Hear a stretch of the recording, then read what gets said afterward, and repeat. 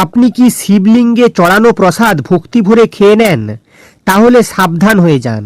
শিব পুরাণ অনুযায়ী অজান্তেই হয়তো আপনি বড় ভুল করছেন। অনেকেই মনে করেন শিবলিঙ্গে চড়ানো সব প্রসাদই খাওয়া যায়, কিন্তু শাস্ত্রে আছে সূক্ষ্ম নিয়ম।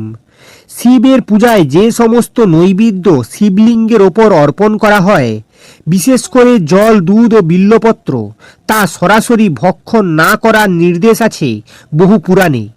কেন জানেন? কারণ এই অর্পিত দ্রব্যের ওপর অধিকার রয়েছে চণ্ডেশ্বরের।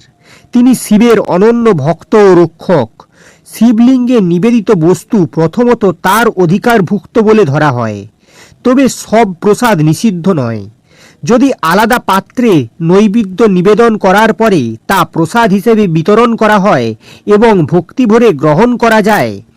আরেকটি গুরুত্বপূর্ণ বিষয়, প্রতিষ্ঠিত শিবলিঙ্গ ও স্বয়ম্ভু শিবলিঙ্গের নিয়ম ভিন্ন হতে পারে। মন্দিরের আচার অনুযায়ী চলাই সর্বোত্তম। তাই এই ধরনের পুরাণ কাহিনী জানতে হলে চ্যানেলটি সাবস্ক্রাইব করুন, ভিডিওটি লাইক করুন আর কমেন্টে লিখুন হর হর মহাদেব।